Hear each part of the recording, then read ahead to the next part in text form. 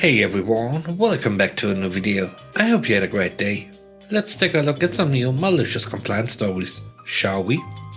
The first story is called Unions Are Not Always the Best. The area that I was born and raised in is not very union friendly. They are not completely anti-union, just definitely not pro-union.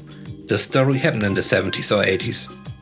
My father had a friend who owned a mid-sized manufacturing facility and employed 50 to 100 people. He paid above average to all of his employees and, apparently, was a good guy to work for.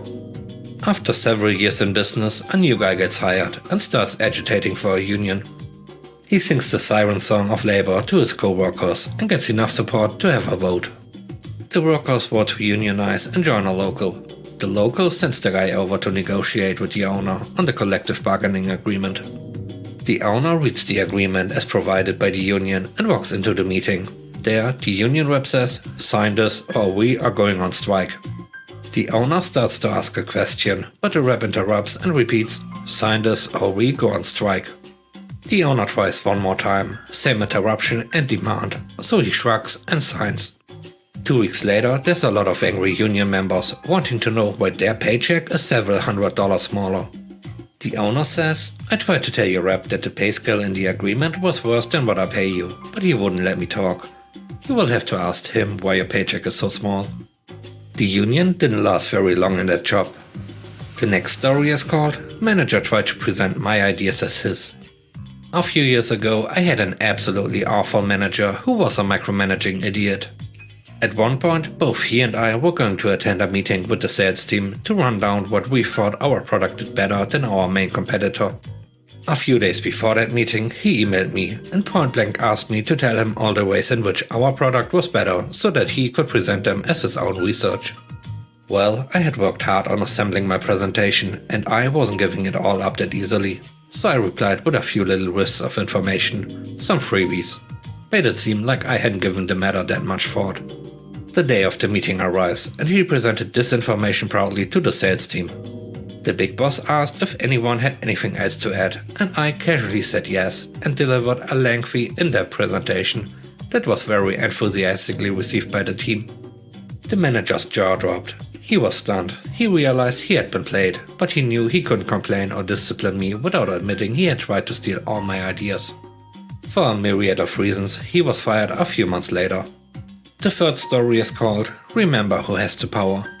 This takes place back in 2011, when I was helping my wife shop for a car. We proceed to go to our local Ford dealership on a Saturday, and she finds a Focus that she likes very much, a higher-end sporty model.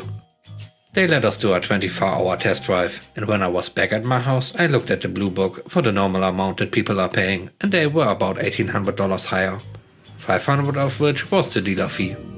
So we return the next day. My wife is all excited and in love with the car. So we go to sit down, and I say, "You guys are $1,800 too high," and without question, they took $1,300 off. I asked if there's anything we can do about the dealer fee, because I really don't want to pay it.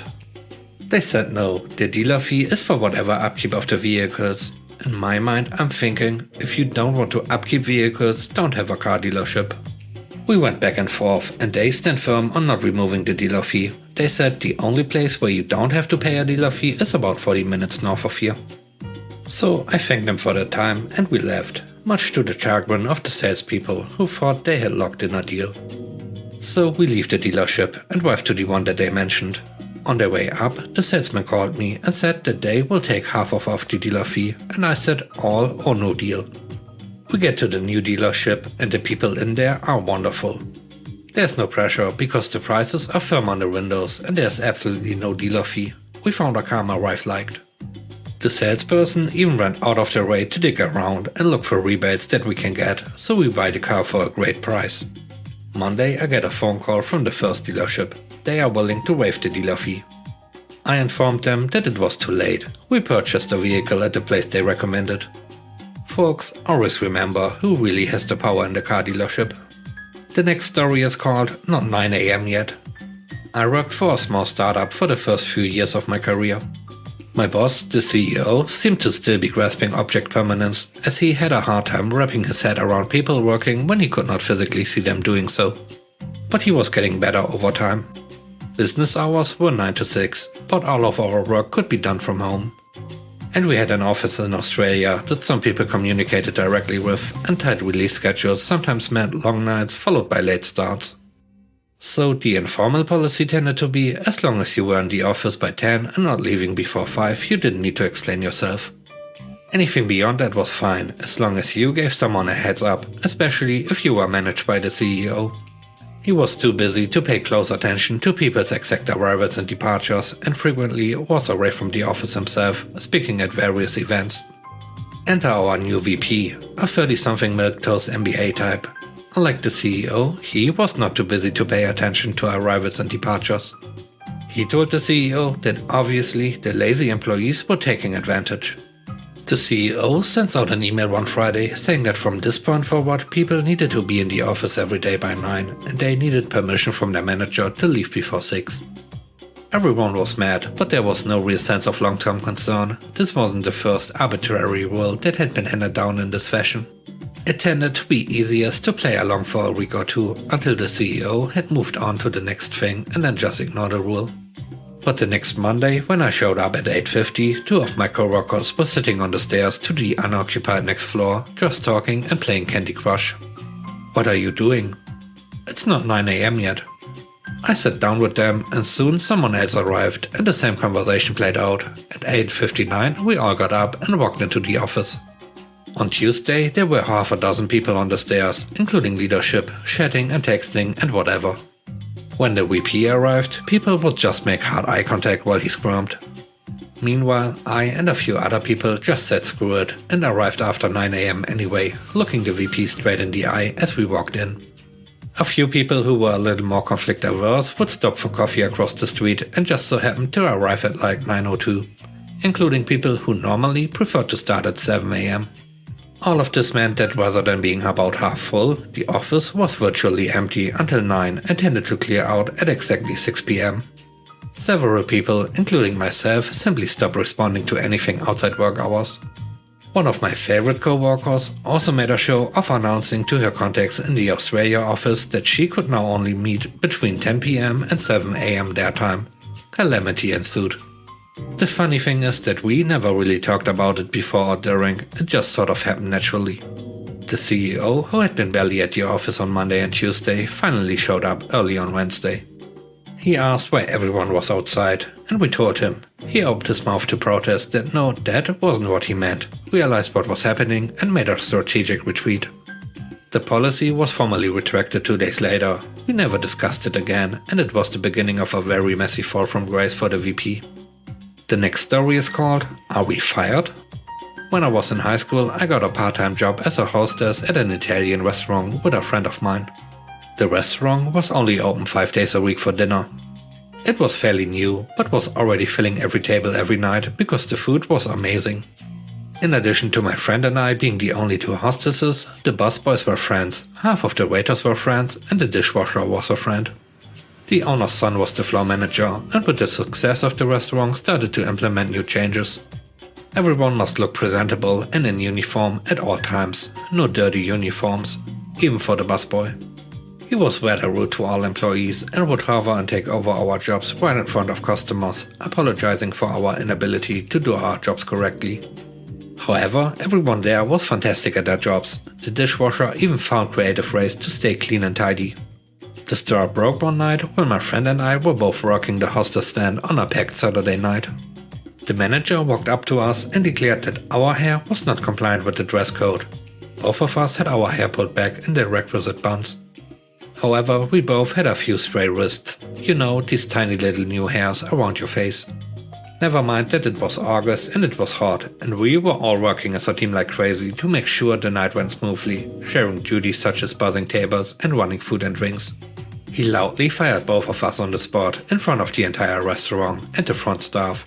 He then said we were required to continue to work for 2 weeks and train our replacements. I asked, are we fired? And he said yes. And I said, firing means we don't work for you anymore. We walked out, punched our cards and went to change out of our uniforms. When we got out of the dressing room, there was a line of people waiting to change, including the busboys, half the wait staff and the dishwasher. All were so mad about what had happened that they quit on the spot. No one liked the job anyway. We all went to IHOP to eat and were soon joined by the rest of the waitstaff and the line cooks.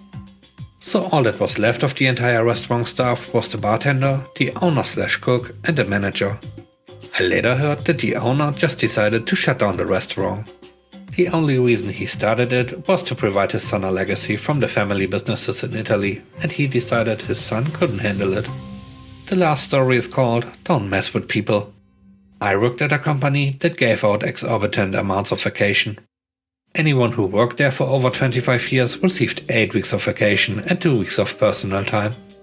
This was a family-owned company, but rather large. We ran 3 shifts totaling 250 plus people. Enter Jimmy.